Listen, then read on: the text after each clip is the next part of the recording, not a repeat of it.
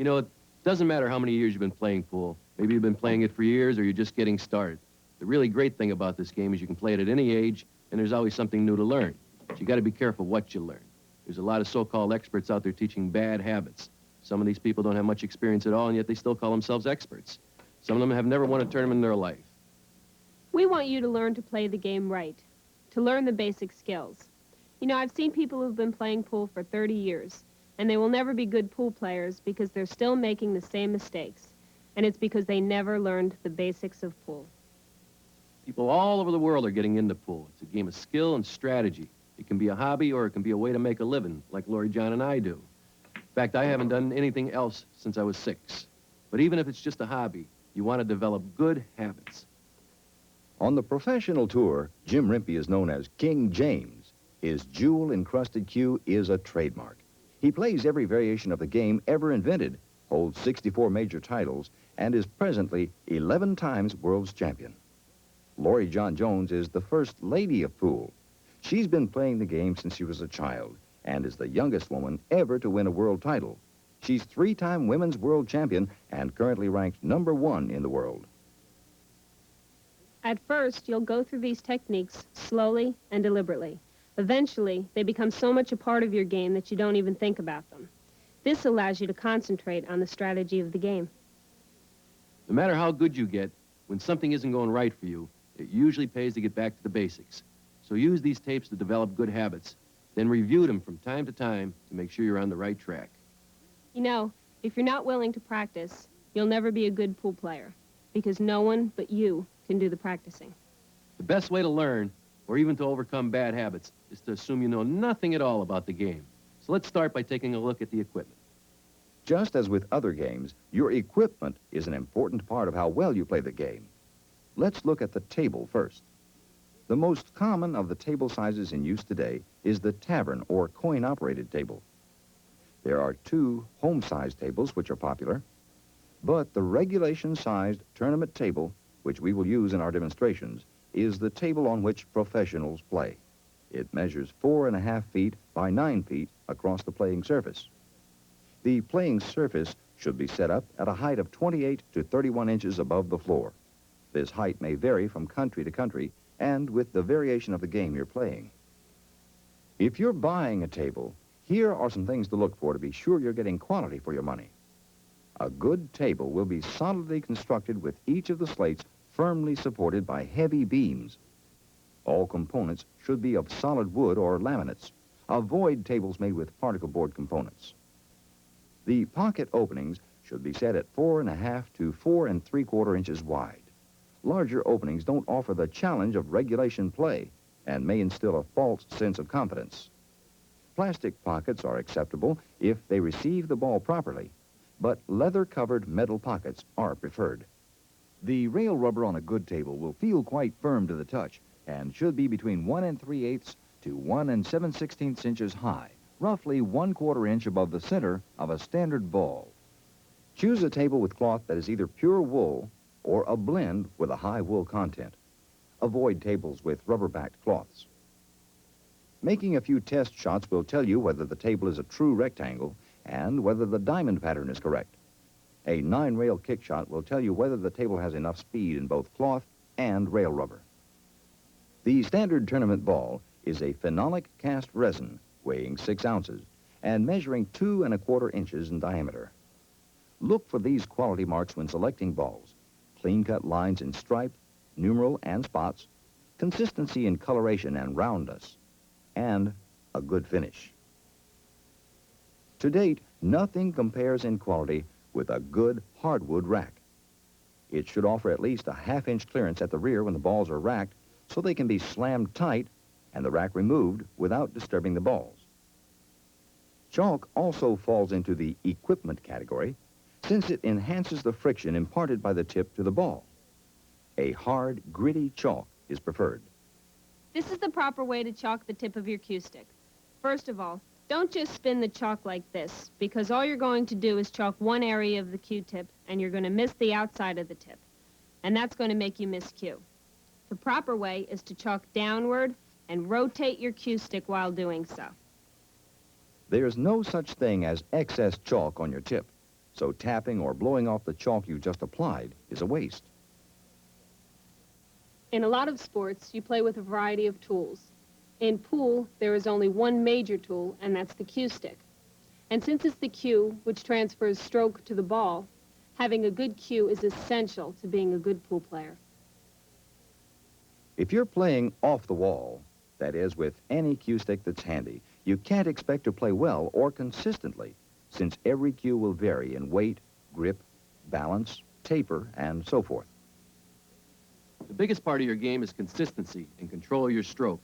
And a custom-fitted cue, especially if you're used to it, can offer as much as a 35% advantage over an equally good player who uses any cue.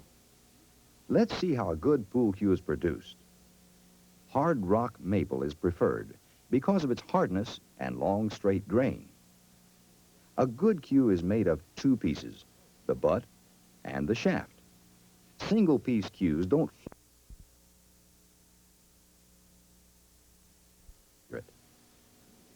It takes some 350 operations to make a good cue stick, including turning the shafts repeatedly over at least a week's time to ensure that they are perfectly straight and round. It is in the butt where individual designs bring out the beauty of the cue. A number of materials can be used for the joint, but the better cues produced today utilize a high-impact acrylic machined for a true flat-faced joint. The ferrule is also machined from high-impact acrylic, and the preferred material for the tip is compressed Cape buffalo hide. The roundness of the tip may vary. Beginners should choose a tip with a radius about the size of an American penny, while advanced players may select a radius as small as a dime. Wrapped Irish linen is preferred for the grip, thanks to its superior feel and lasting good looks. The linen is polished and pressed before the finish coats of lacquer are applied. I've been offered a lot of money for this particular cue. Well, the reason for that, it's worth a lot of money. You can see it's got some gold, silver, diamonds, emeralds, it's got some rubies. I had it made after the crown jewels of England. That's all inlaid in this cue. I don't really need that expensive a cue stick, and the reason I have that is because it makes me feel good. You know, it gives me that desire to play pool. And that's what you need. It's like when you buy a new suit, it makes you want to go out. Well, this cue does the same thing for me. Laurie John's got a beautiful cue also. Yes, Bob Mucci made this cue stick for me about 3 years ago. In fact, he gave it to me 3 days before a major tournament, and I'm glad to say I won the tournament. This cue stick has 300 individual cut pieces of mother of pearl, and pearls are my favorite things. That's why I had it made for me. But you got to remember that you don't need something this expensive or this fancy to play pool well. Anyway, enough of that. Let's get into the custom fitting of a cue for your own personal body size. That's what's important. A cue stick can only be fitted over the table. That is, when you're in your stance. The elements involve analysis of your stance, grip, bridge arm extension, elbow alignment, and head position as it relates to your dominant eye. Start by gripping the stick and pointing it at the cue ball. Step into the shot and stop with your bridge hand about 10 or 11 inches from the cue ball. Plant your back foot straight across the line of the cue stick, 90 degrees, and directly under it. Your other foot will be at an angle to the cue stick, somewhere between 30 to 45 degrees. Form your bridge about 10 or 11 inches back on the shaft of the cue stick. Extend and lock your bridge arm. Then get your grip arm up to where it forms a straight line from the elbow right through your body down that bridge arm. Now adjust your grip until the elbow forms a 90-degree angle or just a degree or so less. That should put your grip hand a couple of inches from the butt end of the cue. As you can see, this cue is definitely too short for her. Laurie John, let's try another one here. This cue's probably going to fit her perfect. As she hits her 90 in the back, there's no extension. She's able to control both ends of the cue, contrary to old beliefs where the guy used to tell you to hold the cue up here, which is wrong. This is the proper way to hold the cue. It's a perfect length cue for her. This is what she should use. Once more, here's how to ensure that your cue stick is properly fitted. Begin by pointing the cue at the ball and taking your stance with the bridge hand about 10 or 11 inches from the ball. Plant your feet so that you can get your head right down over the cue stick and extend and lock the bridge arm. Place your grip on the butt of the cue so that the elbow forms a 90-degree angle just as the tip is about to touch the ball. This should place your hand just a couple of inches from the end of the cue which allows you to control the entire length. A good cue stick is designed to deliver maximum amplification of your stroke. And in order to get the maximum amplification, you have to move the cue stick quickly through the stroke, gaining speed and compressing the cue stick at the moment of impact. So the shaft thickness is important too. Men will use a shaft about 13 to 13 1/8 millimeters thick. Women will use a slightly thinner shaft because they don't have the physical strength to compress that thicker shaft. Most men should use a cue that weighs from 18 1/4 to 18 3/4 ounces. Women should use a slightly lighter weight, between 17 and 18 ounces. These weights have been proven after years of design and testing. Contrary to what you might think, more weight does not mean more ball action. In fact, beyond these weights, it becomes physically impossible to move the cue through the stroke fast enough to get maximum compression of the cue at the moment of impact. Secondarily, increased weight tends to decrease the touch or feel necessary for accurate play. Consistency of stroke is a major part of your pool game. And you're not going to be consistent unless you have a custom cue built for your own special needs and style. It's going to add up to about a 35% advantage over your opponent, and that's pretty big. The other 65%, well, that's a technique and a lot of practice. Consistency of your technique depends on your setup. And the setup is based on 4 elements: the bridge, the grip, the stance, and the head position. Come on, Jim, let's first show them the bridges. All right. The strongest structure known is the triangle. And in playing pool, we get strength and stability by forming a triangle with 3 pressure points: the 2 feet and the bridge hand. The function of the bridge is to provide a place to hold and control the cue stick when you're making your stroke. And there are several kinds of bridges. The best one, the most stable of all the bridges, is the basic closed bridge. The basic or closed bridge is made by resting the hand firmly on the table, lifting the index finger, and bringing the thumb across to touch the middle joint of the middle finger. You'll have to arch the hand a little to do this. Then curl the index finger and rest it on the tip of the thumb. Turn the hand in slightly at the wrist, and there's the basic bridge. Again, form the closed bridge by resting the hand firmly on the table, bringing the thumb across to touch the middle joint of the middle finger, and curling the index finger to touch the tip of the thumb. Of course, you'll form the bridge around the shaft of the cue stick. This is the basic closed bridge, and it is the most stable of all the bridges.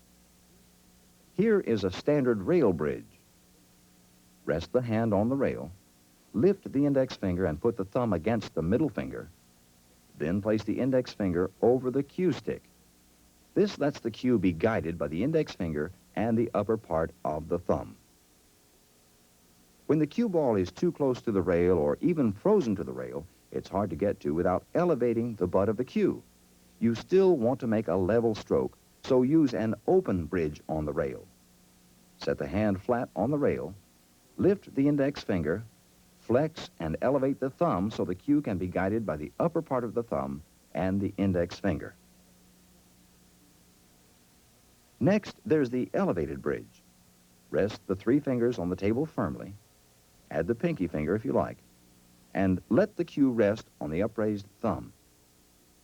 This is the least stable of all the bridges, but there are times when you'll have no choice. Always use the most stable bridge you can for any particular shot. If you have to stretch out across the table to get to the shot, you'll use a stretch bridge. The fingers are spread for as much stability as possible, and the cue rests between the upraised thumb and the index finger. Notice that in getting the extra reach across the table, the stance has changed. The upper legs are snug against the table to maintain stability, but the bridge side leg is raised. That gives you just a little more reach, and it can be helpful. Remember that the function of a bridge is to provide a place to hold and control the cue stick while you're making the stroke. Always use the bridge that gives you the most stability and control for any particular shot. There's one more bridge, the mechanical bridge or bridge rest. Sometimes it's referred to as the crutch. It requires a different approach. Place the bridge about 10 inches from the ball and rest the pool cue on it. lay the handle on the table and hold it with your bridge hand, unless there are balls in the way, in which case you'll have to support it. You can see that the mechanical bridge can be used in several positions, and you will see many different designs. But the function is still the same, to provide a place to rest and control the cue while you're making your shot when the ball is too far away for you to reach with your bridge hand.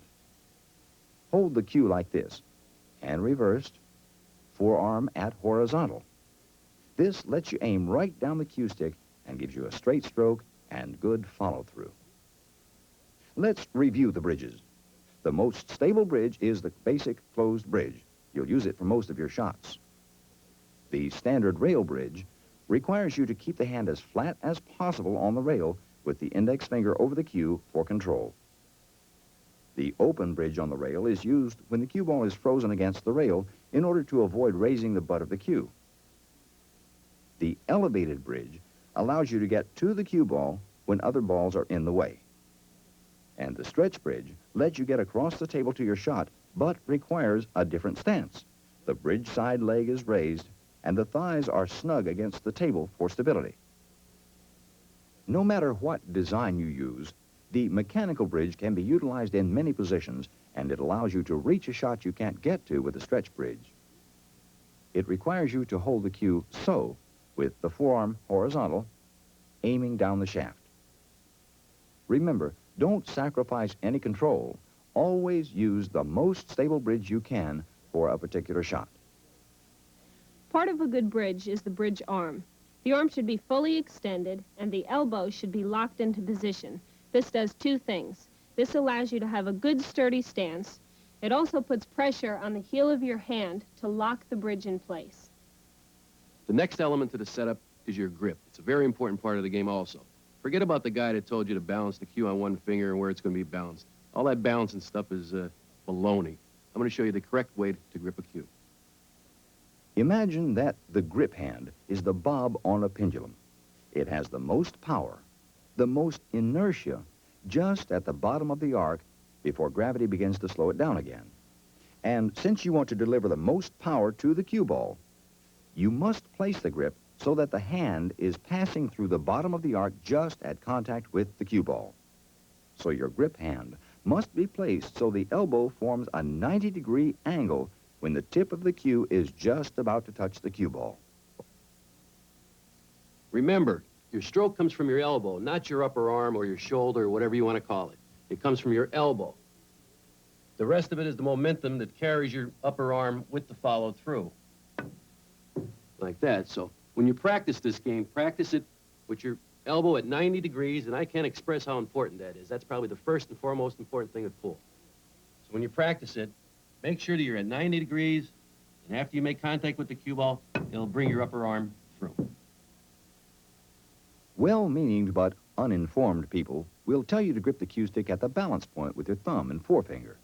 We know that's wrong. We know now where to place the grip, but let's look at the grip itself.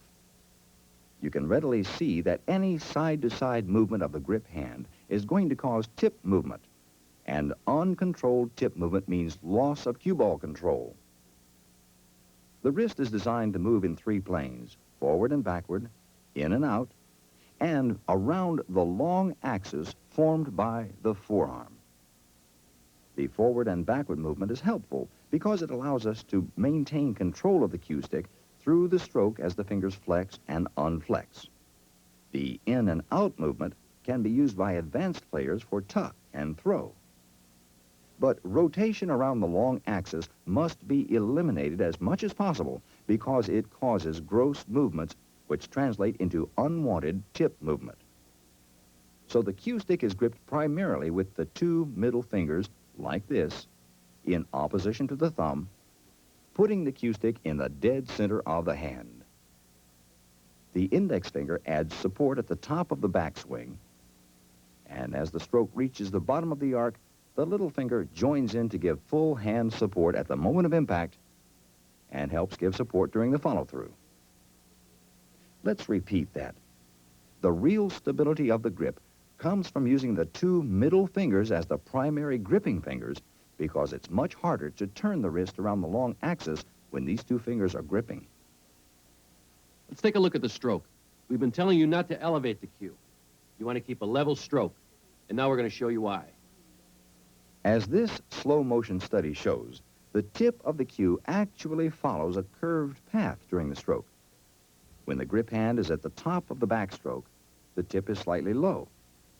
As the grip hand begins to come down into the stroke, the tip will move up slightly. And after the grip hand passes through the bottom of the stroke, the tip begins to dive. It actually follows a shallow S path. So if the grip is positioned correctly and you're swinging the cue from the elbow as you should, the tip will contact the cue ball at the bottom of the stroke. If the grip is positioned too far back, you'll lose control because the moment of impact occurs while the grip is still behind the body plane.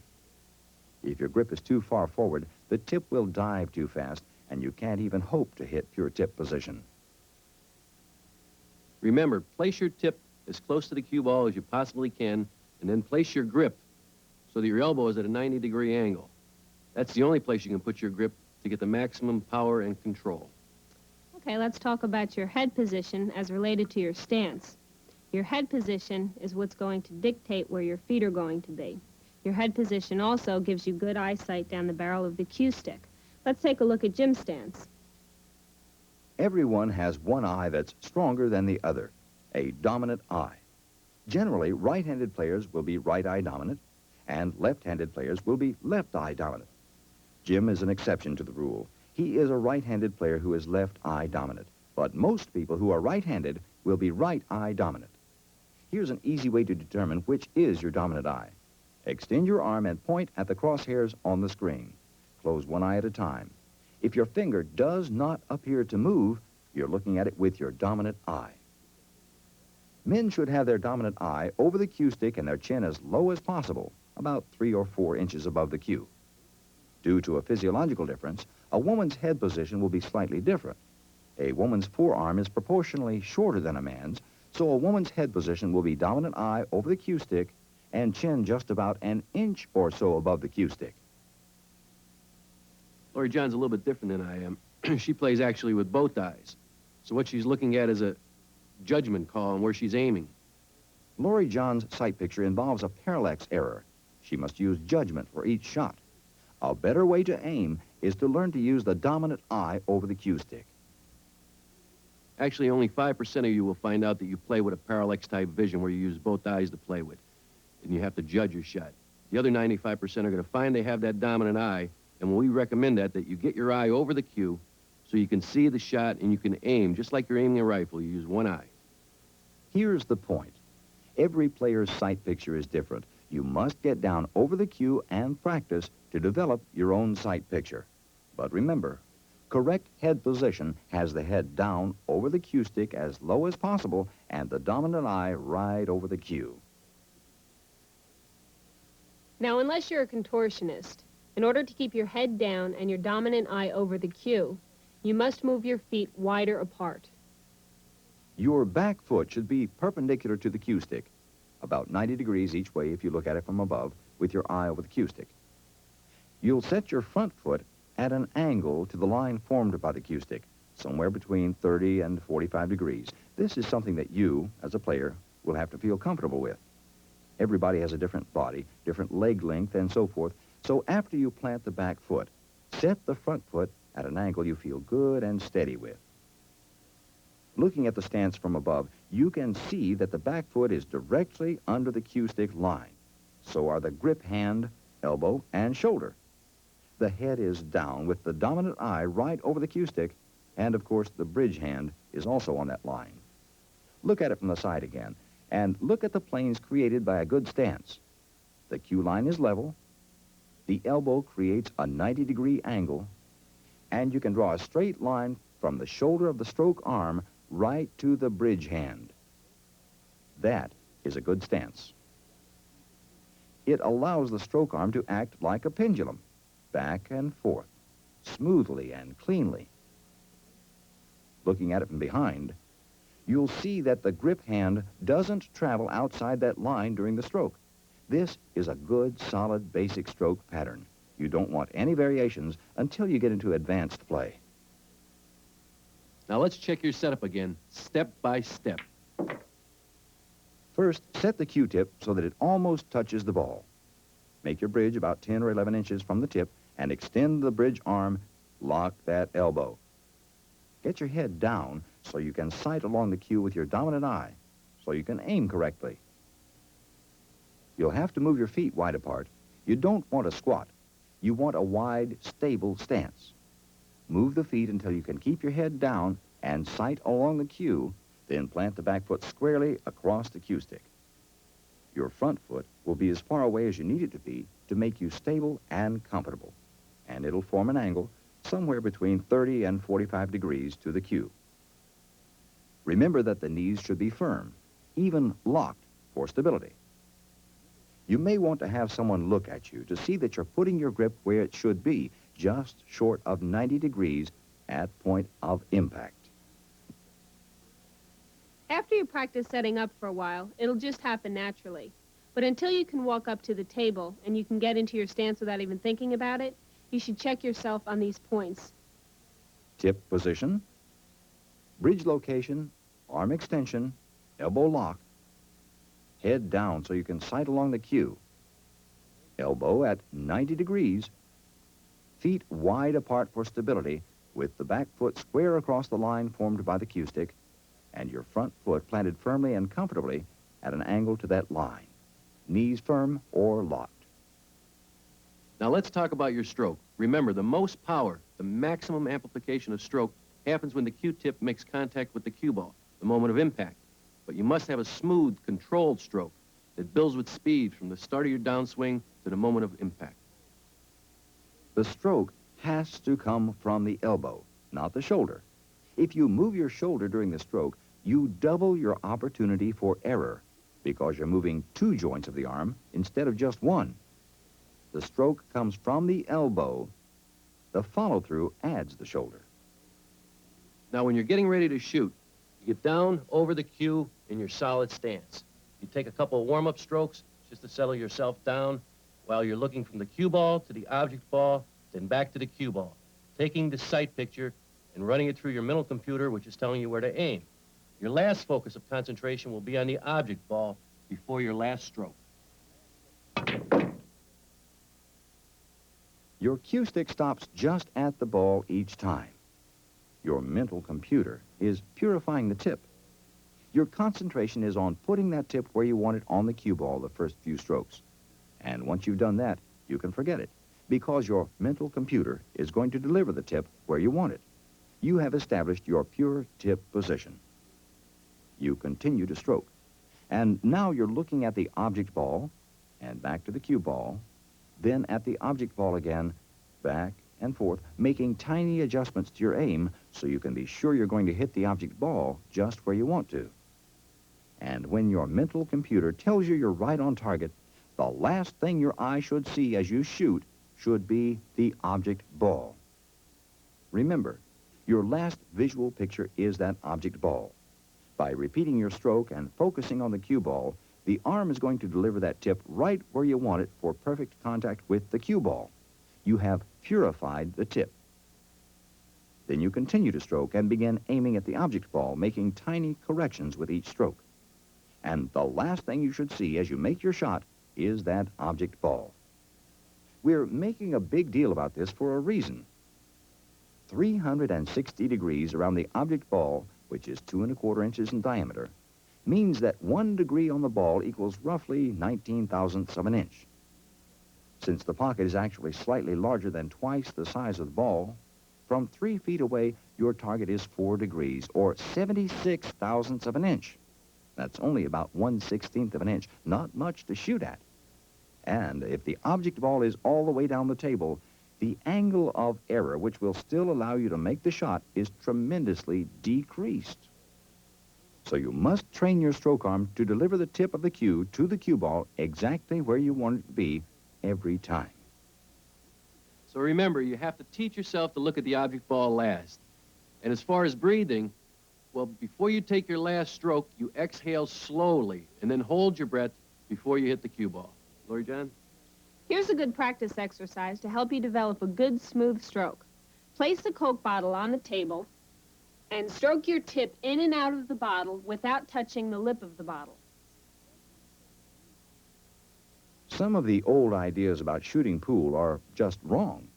Lots of players will tell you that you control the cue ball with speed, but that is not as accurate as saying that you control the ball with tip position.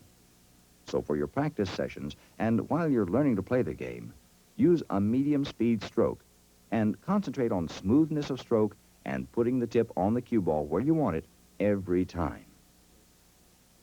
And that brings us to the application of English or spin.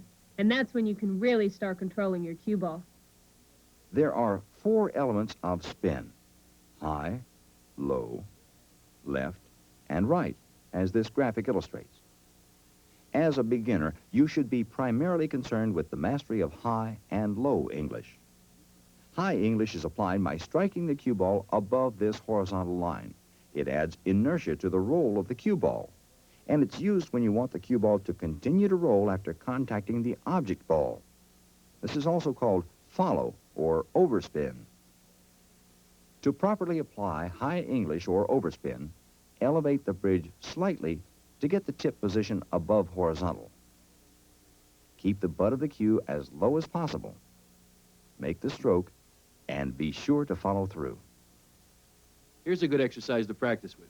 Set up some straight-in shots around a table like this one and practice using high English on the cue ball while making the object ball and following the cue ball into the same pocket. You ought to be able to do this most of the time, so practice it. Low English, or backspin, is created by striking the cue ball below the horizontal. It puts spin on the ball against the direction inertia carries the ball. It slows the roll of the ball and is used when you want the cue ball to stop after contacting the object ball, or back up, or just not roll very far. Keep the bridge low and the butt of the cue level as possible. And weld your upper arm in position. The biggest mistake in applying draw is letting the elbow drop. Stroke and follow through. You can even increase this low English velocity or draw by adding some wrist action to the stroke.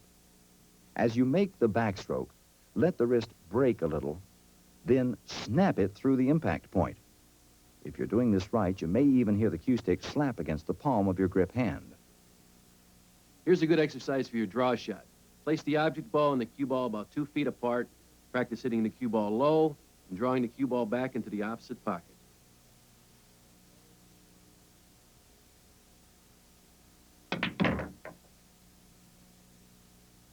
Let's see that again. Practice pocketing the object ball and making the cue ball come back into the opposing side pocket. You'll also want to practice a stop shot, where the cue ball just stops dead after hitting the object ball. That means you have to practice making the cue ball hit the object ball just as the backspin decays into skid, when there's no spin or roll on the cue ball, just inertia, which transfers to the object ball. You know, with all these exercises, you should be using a medium speed stroke. It's actually tip position you're trying to master. Let's review. To practice your follow or overspin, elevate the bridge slightly, keep the stroke level, and be sure to follow through. Try to pocket the object ball and have the cue ball follow into the pocket. To practice draw or backspin, try to pocket the object ball and have the cue ball come back into the opposite side pocket. Remember to keep the bridge low for backspin and lock the shoulder in place. Don't let the elbow drop. Also practice a stop shot, where there's just enough backspin on the cue ball to pocket the object ball and leave the cue ball right at the point of contact. An added benefit of these exercises is learning to aim at the object ball, hit it where you want to hit it, and leave the cue ball where you want it for your next shot. At first, try to put the balls squarely into the pocket and make the cue ball follow or draw or stop until you can do this consistently. Now we have to get into some theory. Did you know that your cue stick actually bends when you hit the cue ball? It sure does. And that means it can deflect the cue ball either to the left or the right, just a fraction. This slow-motion study will show you that a good cue will bend, create a shallow S shape at contact with the ball. The sum of this double bend is felt at the cue ball as an almost straight line force which directs the cue ball accurately. A poorly designed cue stick will flex in only one direction. That means that the cue ball is going to be deflected one way or the other. Even the best players find it difficult to overcome that disadvantage. It means they will have to spend more time each day getting in stroke, relearning the variations their cue presents them. That's why we recommend a custom-made cue. In order to understand why the balls react as they do, remember that on impact, the balls compress fractionally, and the energy from one ball is transferred from one to the other by the friction between the surfaces. It takes a fraction of a second for the ball in motion to make the second ball move, and for that split second, inertia is stronger than any spin you put on the cue ball. So friction between the two balls actually drags the object ball along a little. You must be aware of this. It can be called drag or throw. The terms are usually used to mean the same thing. But when you're aiming, you'll have to learn to compensate for it. It isn't much, but you have to be aware of it. A way of learning how to cut balls is the imaginary ball technique. Here's how it works. An excellent technique for beginning players to use in learning how to cut balls is to envision an imaginary ball placed on a line that would carry the object ball straight into the pocket. This establishes the point of contact with the object ball. If you aim the cue ball to hit the imaginary ball squarely on center, the resulting true point of contact with the object ball should drive it into the pocket, discounting any other factors. Remember that the cue ball will momentarily drag the object ball along with it. Unless you take that into consideration when you're aiming, you'll miss the pocket. So cut the object ball a little thinner, that is, a little more to the outside, to compensate for the drag and make the pocket. Let's look at that again. Imagine a ball sitting on a line that would drive the object ball directly into the pocket. Aim to hit the imaginary ball squarely and adjust your aim slightly to cut the ball a little thin in compensation for the drag. Here's another way to compensate for drag when you're cutting balls. Suppose you want the object ball to go to the right. This time when you aim at the imaginary ball, aim a little fuller and add a little left spin.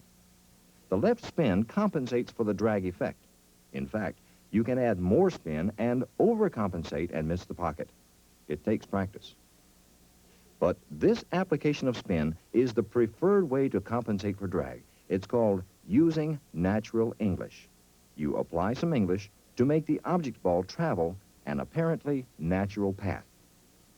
Again, when using spin to compensate for drag, aim a little fuller on the object ball, add a little bit of spin. The spin compensates for the effect of drag and allows you to pocket the ball. Now, we have to tell you that when you add spin, you'll have to learn to aim a little differently. When you move the tip of the cue stick left to add left spin, you'll have to imagine a straight line parallel to the cue line. Look over or through the center of the cue ball, just as if you weren't using spin, but remember that your true target line is on a line parallel to the cue line. When you're using right spin, the same thing applies. Look through or over the center of the cue ball, but use an imaginary parallel line as your true target line. You'll want to practice adding both left and right spin as you practice cutting balls from positions all around the table. Let's talk about two balls that are frozen together or touching. And they're lined up for the side pocket, yet a little to the left of the pocket. We're going to call this a drag shot. We're going to use the friction between the two balls to move the four to the right a little bit and into the side pocket, like this. We want to pocket the object ball, but to do so, we'll have to use the friction between the object ball and the throwing ball to control the direction the object ball will travel. Here is the object ball, and here is the throwing ball. We can't change the point of contact where the two balls meet, but we can make some decisions about the shot angle, even though that angle is limited. It is the friction between the two balls that drags the object ball toward the pocket. Now here's something else you'll run into. When the cue ball is frozen to the object ball, and they're pointed to the left of the side pocket. There's two ways to make this shot, with English and direction. I'm going to show you the way to make it with English.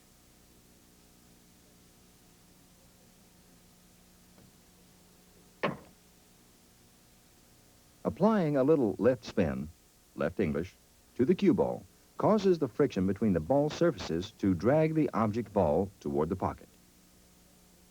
Here's how to shoot the same shot with direction. Watch which way I'm aiming. This time the angle of aim means that little or no spin is transferred to the object ball. Instead, inertia is the stronger force and causes the object ball to be dragged toward the pocket.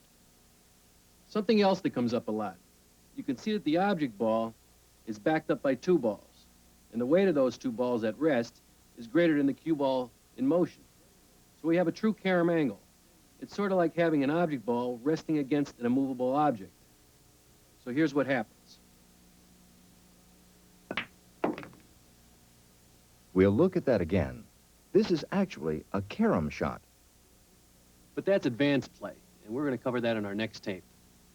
Sometimes you'll be left with a shot where the object ball can't be cut into the pocket, and if it can, the cue ball will be out of position for your next shot.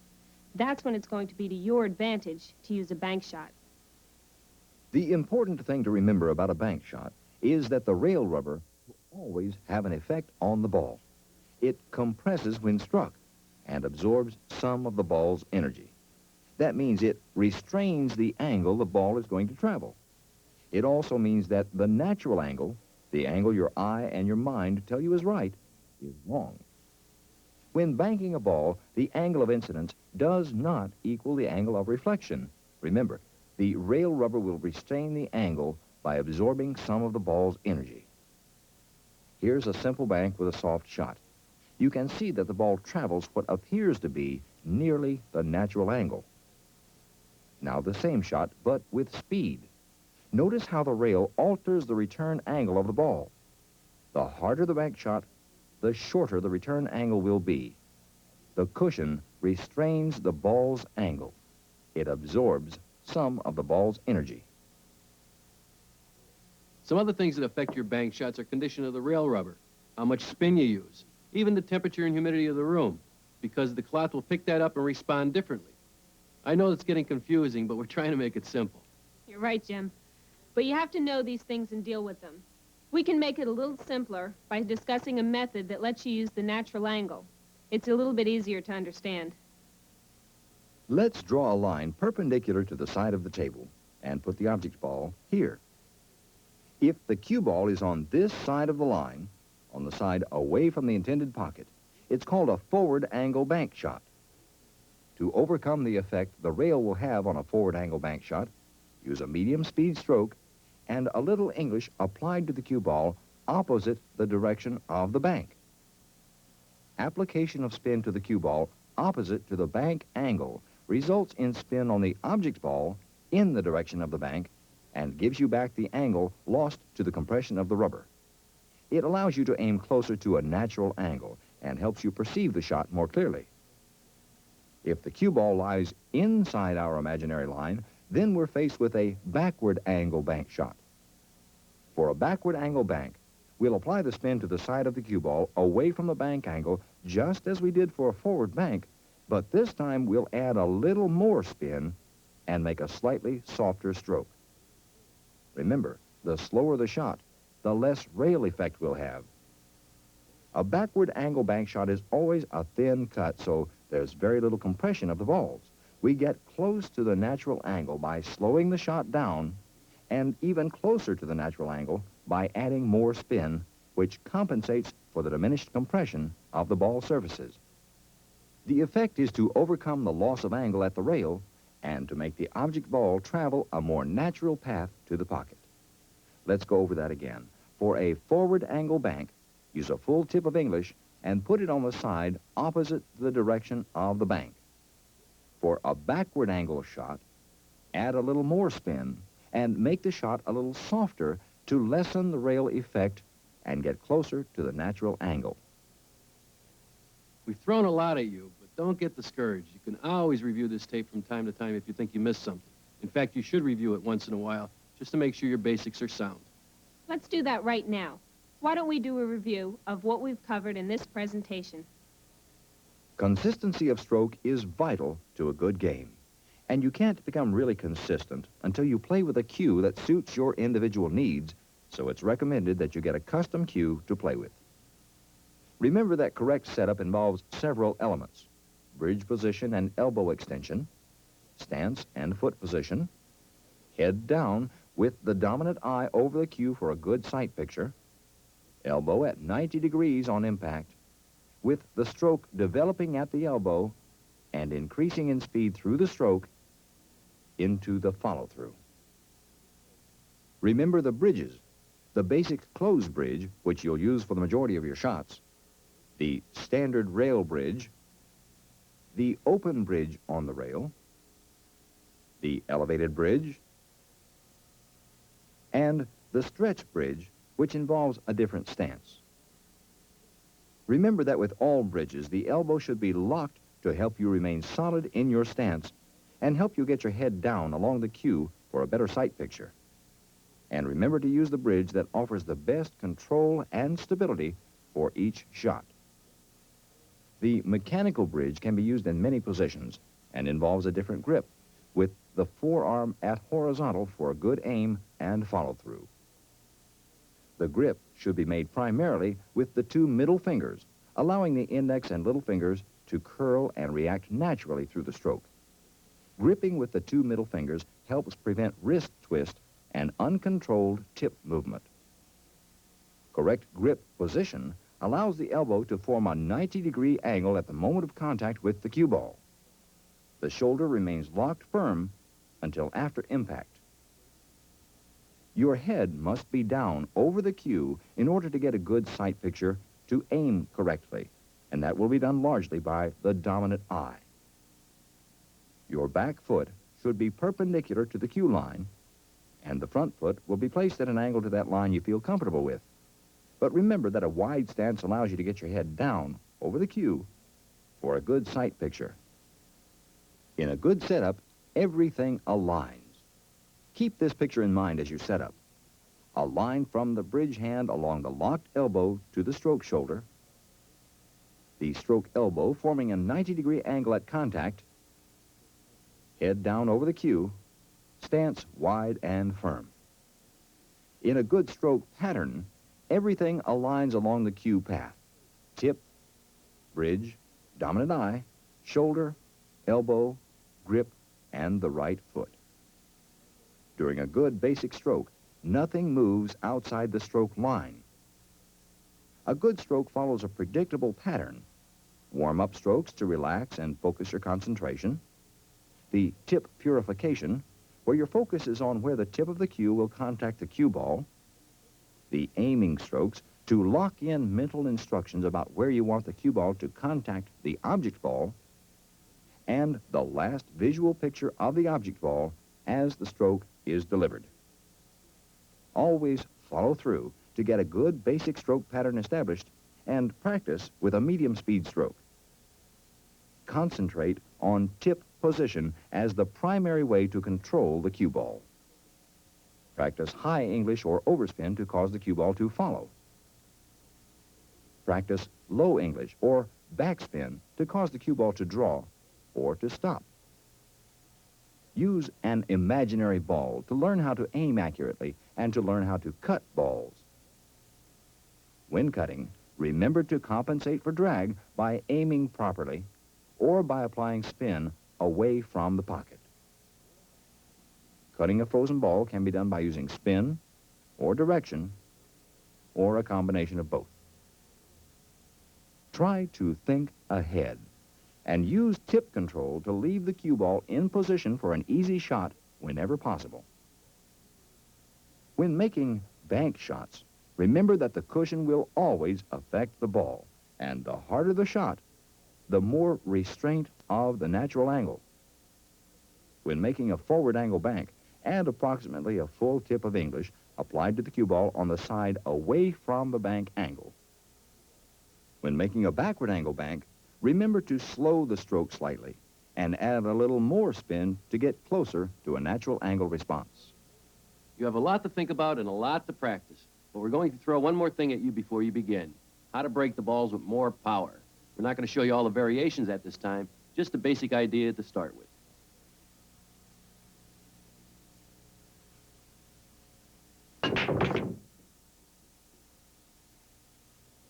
Here's the idea behind a good hard break.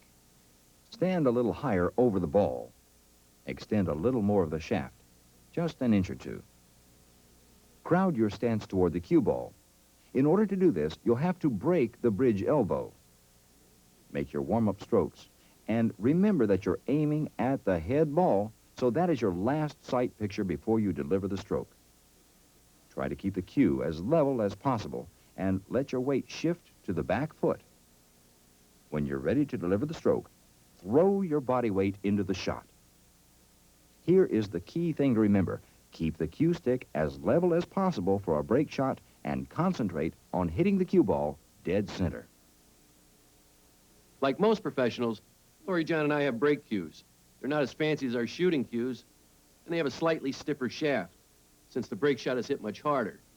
These heavier shafts respond well to a hard-hit shot. Remember, try to plan ahead several shots.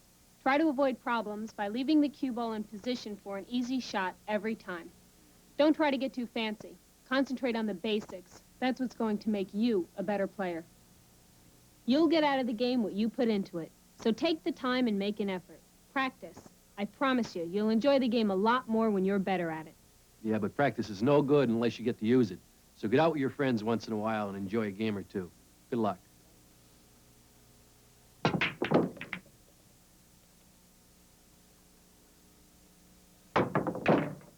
Hey, nice shot, Lori John. Thanks, but I couldn't do with any other cue stick. Here's an astonishing fact. More than 70% of the top American pros play with a Meucci original. Internationally, more than 90% of the top pros depend on Meucci designs. That's because the pros know what playing a Meucci can mean to their game. A Meucci original is the result of years of engineering, design, analysis, and testing by the pros on the tour. The superior Meucci shaft, joint, and tip designs mean that a Meucci offers less tip deflection than any other cue stick in the world. Less deflection means truer aim for all your shots. It means you can keep the tip on the ball longer for more spin, and that means greater ball control. More control, consistent playability, that's what you get with a Meucci. Meucci designs are crafted to stringent performance and appearance specifications by skilled artisans. Each is a work of art, and only the finest materials go into a Meucci design. Beauty, control, playability. If you're serious about your game, there's only one name, Meucci. Meucci Originals, the performance cues.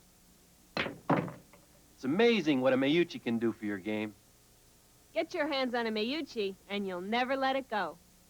To order any of the Meucci cues you've just seen, or for a free, no-obligation brochure, call now. 601-895-4877. Or write Meucci Originals, 7472 Old Highway 78, Olive Branch, Mississippi, 38654. Use your Visa or MasterCard and call right now to place your order. 601-895-4877.